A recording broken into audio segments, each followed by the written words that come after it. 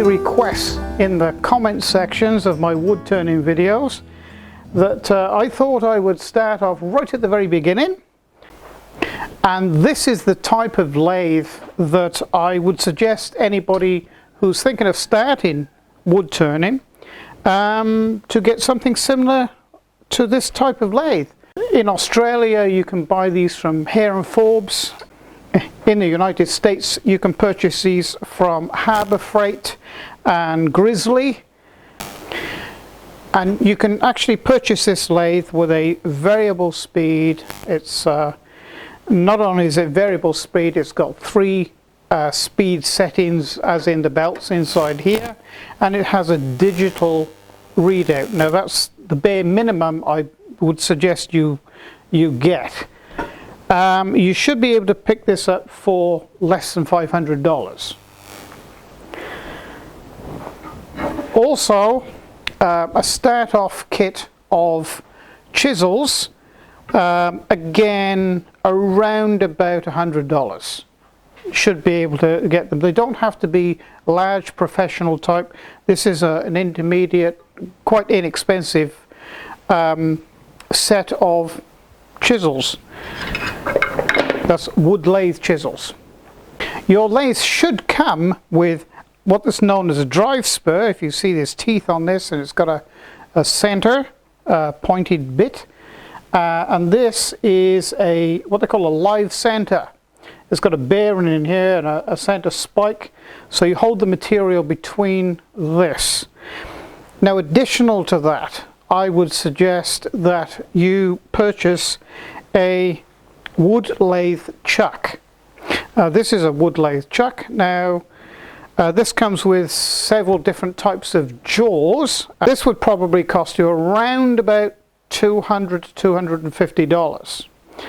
Okay, so all up you are looking at a rough cost of about between $700 and $800, but that will get you started, you know, and not forgetting safety gear, goggles, and I would suggest I wear an apron, stopping the shavings going down inside my shirt, and also a face shield. This is a must. Okay, so what we're going to do, I've got this beautiful old piece of myrtle. Actually, this is a piece of myrtle planking, and I've had for years. In fact, I don't know when I got it, probably more than 30 years ago. So what we're going to do is we're going to turn this into a bowl, or a very small platter. So what I've done to make life easy is I've marked it the largest circle on here possible, which, you know, with an ordinary pair of calipers. I just marked it with a pencil, and now you could just saw these corners off with an ordinary hand saw. That's fine, because if you don't take these corners off, it takes some considerable time to machine this down. Right, so to save yourself a lot of hard work, just knock the corners off with the saw. I'm going to use my bandsaw because I have one, and I can take these off in a couple of minutes. Okay, so we've got a round blank now. It does save you a lot of work. So we just put the center of this blank onto the center spike of the spur drive, and then bring the tailstock up and press it into the spur drive. Like, lock the tailstock up and just press it in like so, making sure everything's done up nice and tight. There we go, lock it in. So now that's firmly in the lathe. Now I'm going to show you how to change the speed with the belts. So you just slacken that bottom screw off, slacken that one, put that up there out the way, and you have 3 belt drives here. All these types of lathes have an adjustment lever around one side or the other. I've just slackened this one off now. Okay, you can see they're a little better now, hopefully.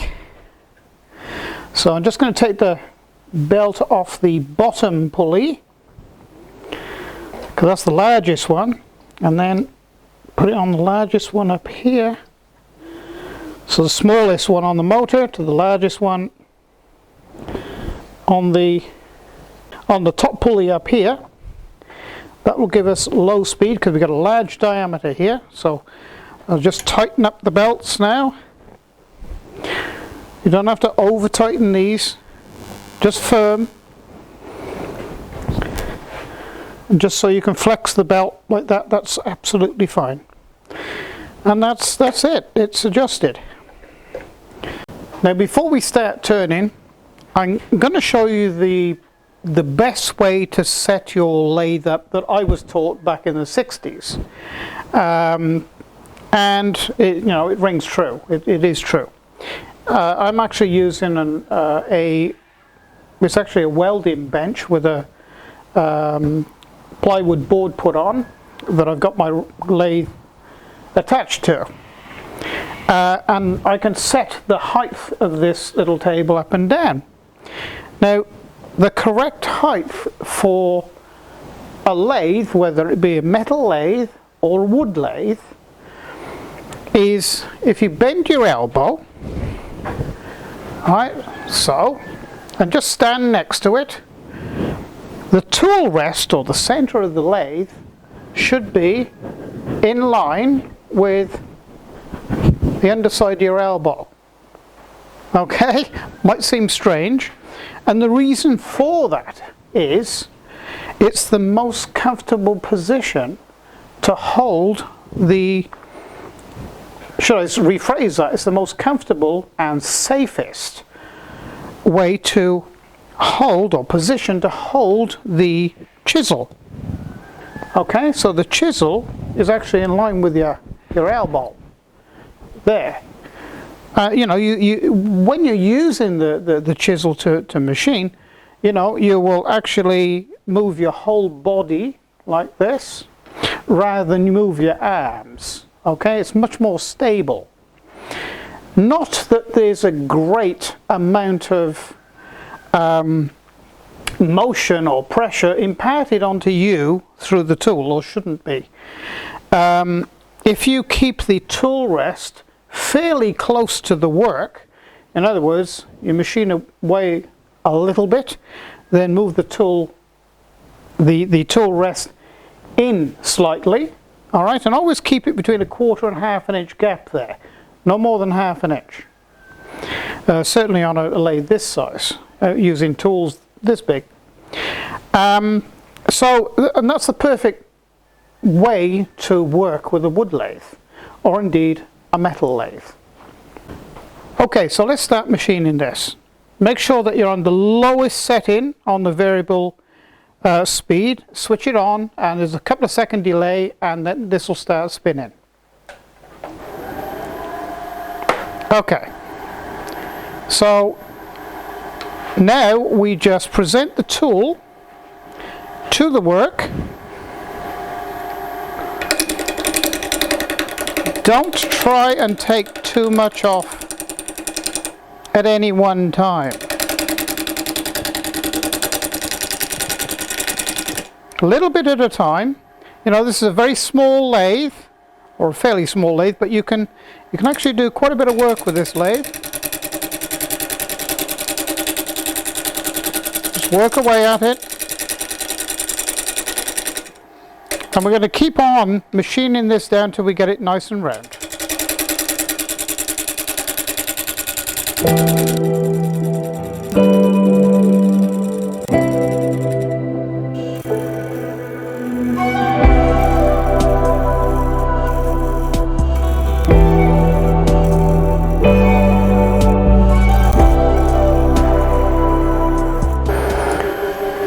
Okay, I've speeded the lathe up now to about approximately 1000 RPM. So now we'll, because it's nice and round now.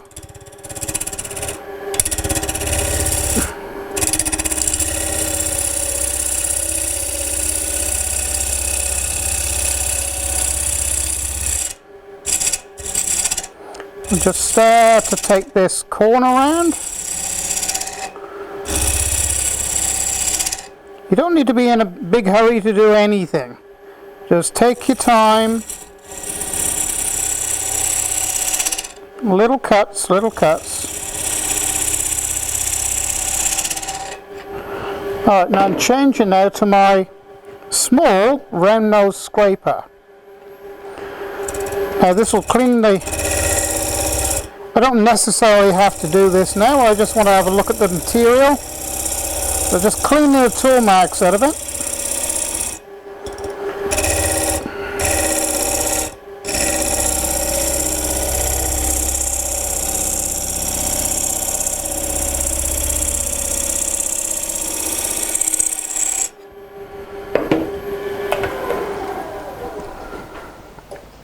Oh, look at that wood. That's beautiful. So we've got ourselves now round outside. So now what I'm going to do is face off this side, and we'll put a tenon on here, and I'll start to, this is the back of the bowl, so I'm going to start to round this around now as well to get the shape of our bowl or platter.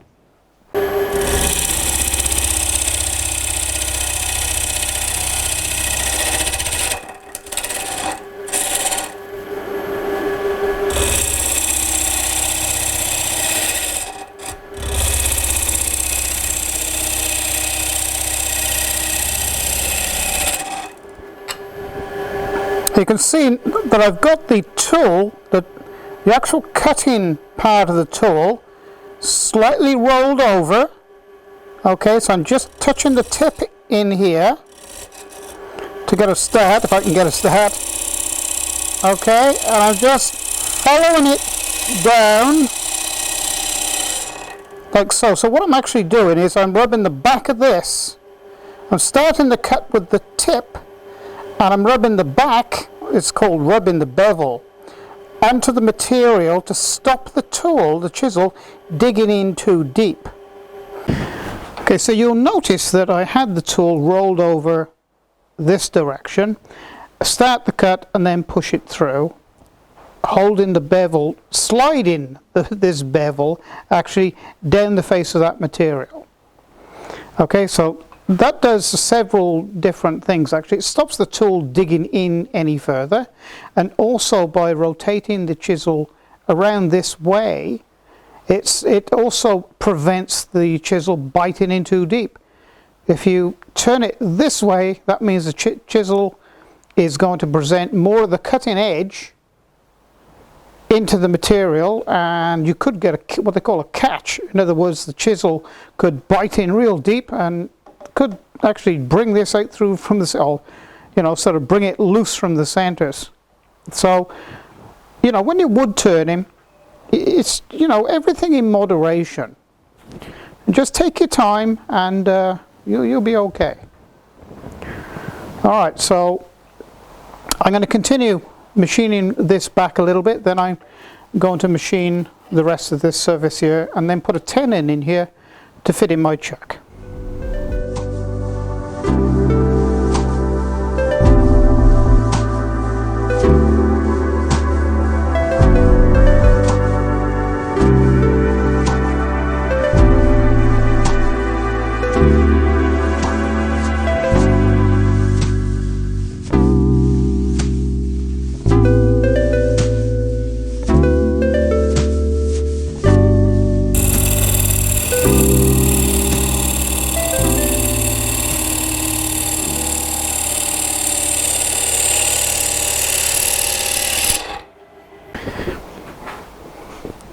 Okay, I've finished taking some off this corner for the moment, or this back edge.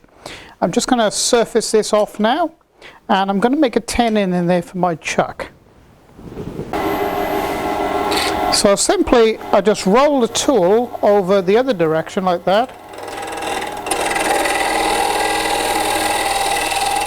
That's a pull cut, and of course this is a push cut.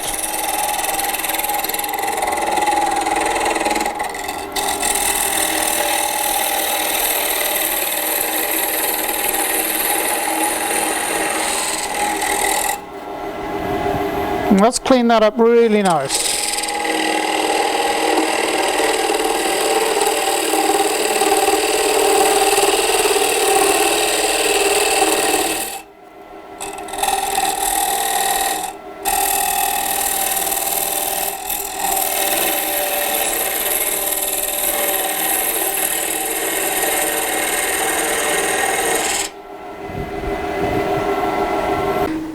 I'm just going to mark a 50mm diameter ring now, actually bit of 52mm, which is about, whoops, about there. Let's just check. Actually that'll do quite nicely. So now what I'm going to do is just machine a slight area out here, and I'm going to actually cut a slight wedge in here, so the jaws of my chuck can go inside and open out. And at the same time, this is going to be our base.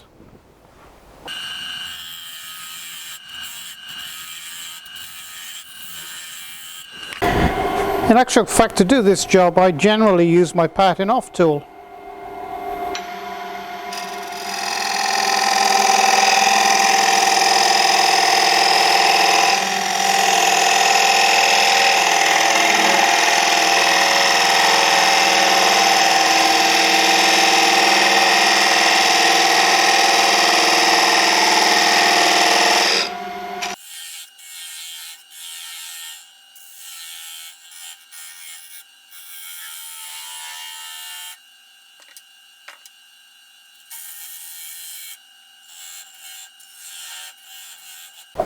Okay, so hopefully you can see now there's like a wedge inside there.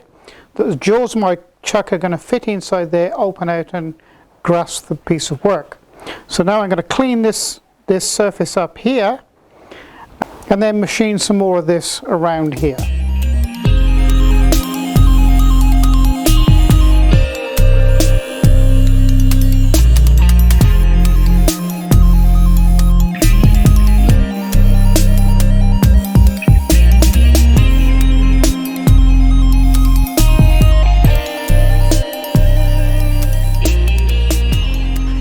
See the shape of the back of the bowl starting to appear now. So you just do it in gentle stages.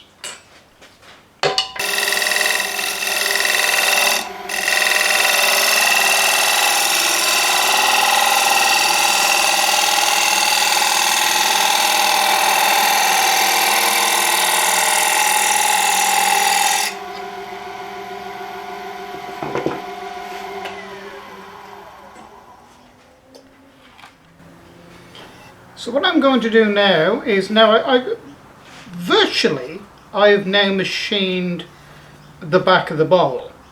So now, before I turn the bowl around, I'm going to do some finishing on this. I'm going to do some sanding because it's easier at this stage. Now, if you're going to do some sanding, you need to remove the tool post, get this out the way as far as you can, because you're going to be working with your hands on a spinning object here. So you want to get this out of the way so you don't crash the back of your knuckles on it.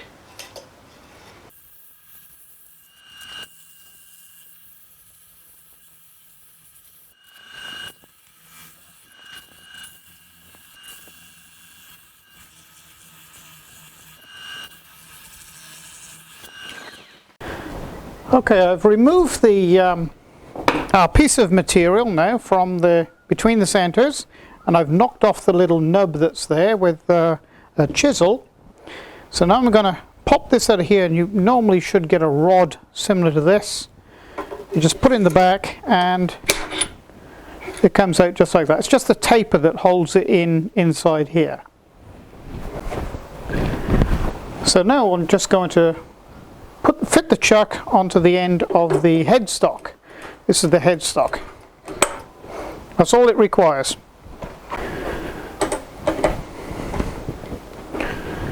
Get a piece of material.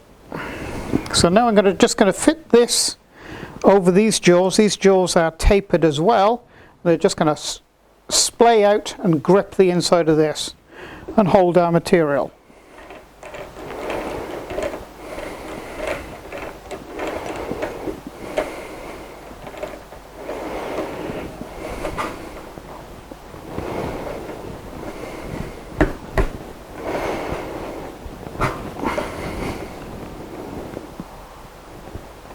Nice and firm. So now we're going to true this up and scallop the inside out. So just machine this flush first.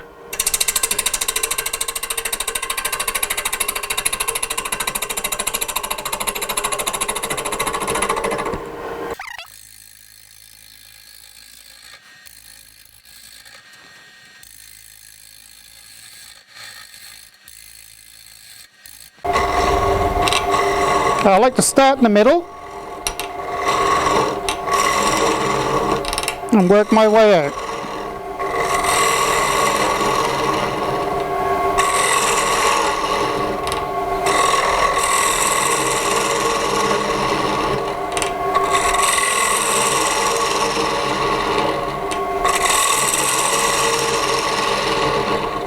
Don't be in a hurry to do this. Take your time, a little bit at a time. Start the cut.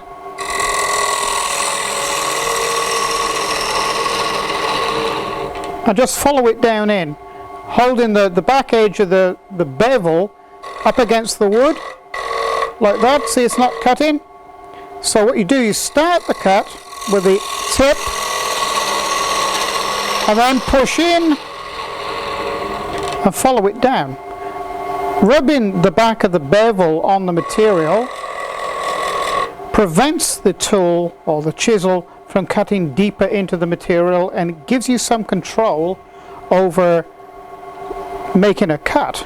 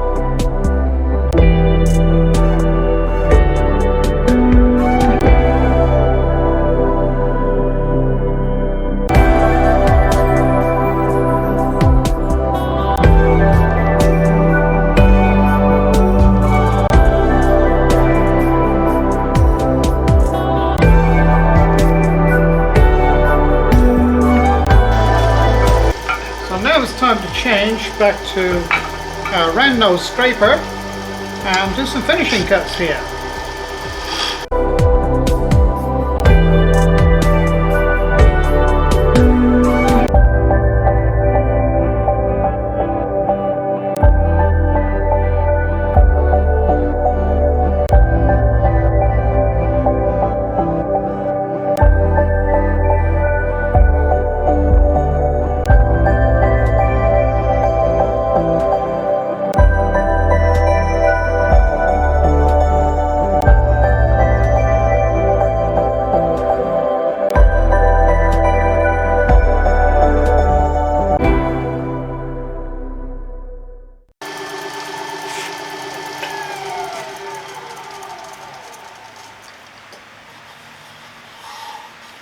This is going to be a beautiful little bowl.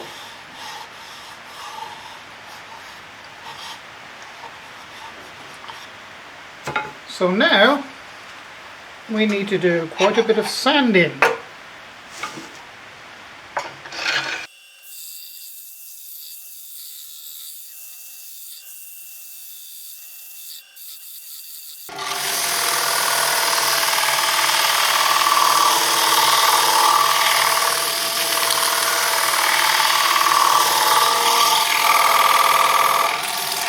So now it comes to the finishing. Now the sheen or the shininess you see of the bowl is because I've taken this bowl all the way down to 1200 paper. So I apply my finishes in 2 separate coatings, and that is EE Ultra Sheen Wax. This is in itself is a friction wax polish. So we'll start with the inside. Lathe is running slowly, so we're just, look at that beautiful rich colour coming out.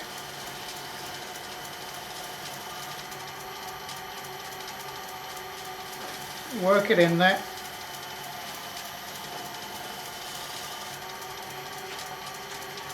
A bit on the outside.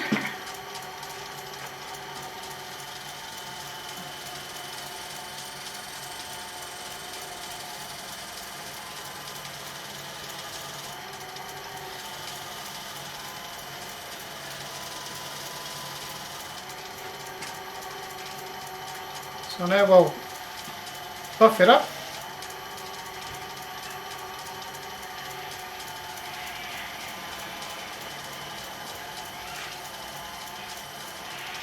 Keep it moving.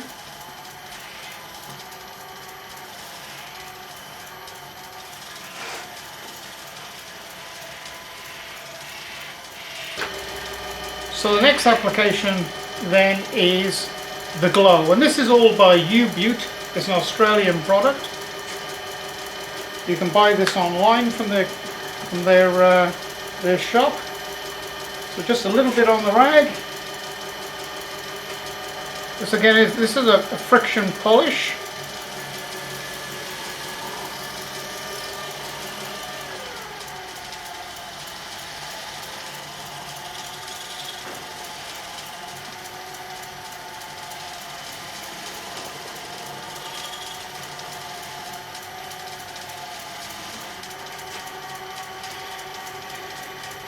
So what we'll do this in 2 parts. We'll do the inside first.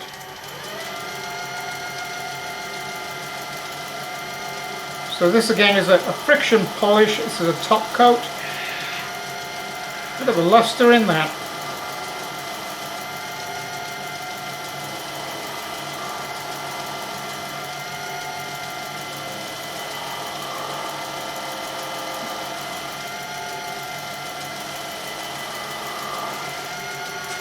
And a little bit more for the outside. Turn it down a little.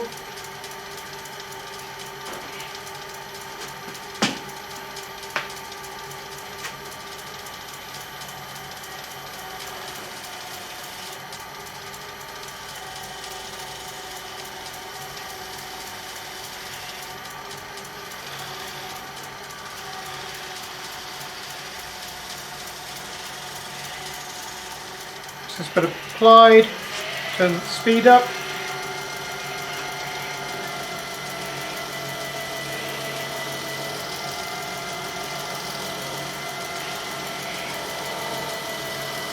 Put some heat into it.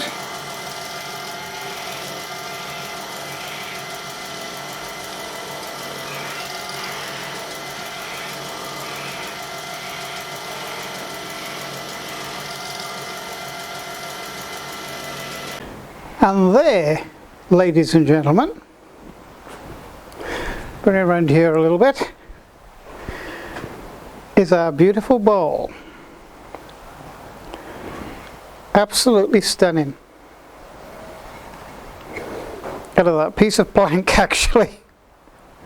So that's what you can do. I mean, this is a very, very simple example, and there's no reason why you can't do this pretty well your first attempt, and you can make some very presentable little bowls that you can use for presents, for Christmas, or birthdays, or what have you. So thank you for taking the time to watch this video, and I hope it's been interesting for you, and Hope it gives you a little bit of an insight to wood turning. You don't have to spend an awful lot of money to get into this hobby, and you know, you can certainly make maybe a little bit of profit with your hobby.